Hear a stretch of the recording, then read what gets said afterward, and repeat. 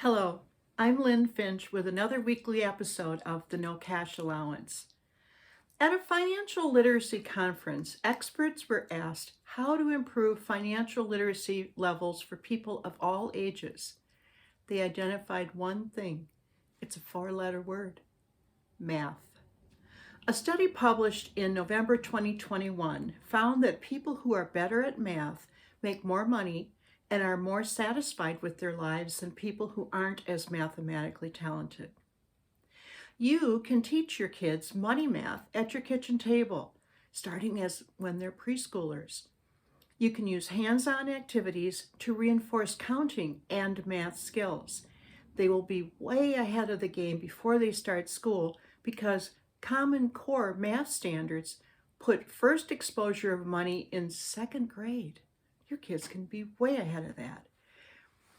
One activity that I did with my youngest daughter, who insisted she could have an allowance even though she was only 3 years old, I asked her to count to 100.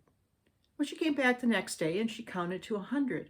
And then I decided that pennies are the foundation of the money system. In fact, Thomas Jefferson was the first to develop the decimal coinage, which is our coinage system. So she sorted the pennies in 10 rows of 10. And that's a great visual. It's 10, it's the decimal system, and kids like arranging money. And seeing 100 pennies and then knowing that that equals $1 bill is a good lesson. When math is taught in the classroom, many students absorb just enough to get by. Math is often dismissed by students as not being important in real life. But money math is important. And learning with coins in your home will teach addition, subtraction, constant, value, equal value, and interchangeability. I include a chapter in my book with a variety of activities for learning the words and the numbers for money and playing games to count and exchange coins for dollars with a quiz at the end. You'll need about $7 in change for each child. Money is well traveled, so I took to laundering money in my kitchen sink. Kids learning about physical money introduces and reinforces math skills.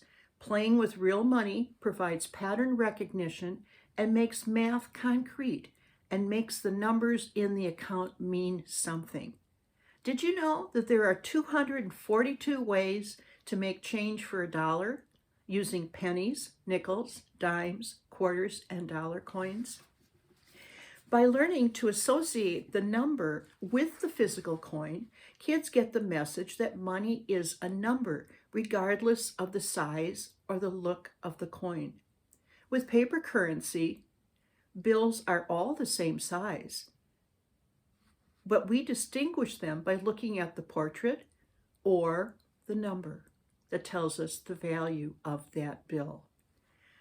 This book, The No-Cash Allowance, includes this chapter about teaching money math to kids. These videos talk more about the why and what you can expect to see in your kids when they manage their own money. And today's allowance story is about the Susan B. Anthony dollar coin. My younger daughter wanted to deposit her Susan B. Anthony coins in the bank where she had a savings account. So we drove up to the drive-up window and just ready to hand over the coins when older sister says, "You know, if you put those in the bank, you're never going to see them again." Well, the little girl looked at me and she said, "But you told me they would take care of my money and give it back to me when I wanted it."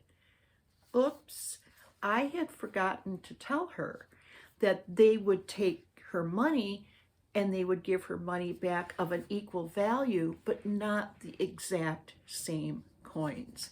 So we quickly did an exchange and the Susan B. Anthony dollars went home to be safe. When your kids track all their money as a number, they become better money managers. The link to the corresponding blog is in the description below. Next time, We're going to talk about starting an allowance with a preschooler, those 3 to 5 year olds.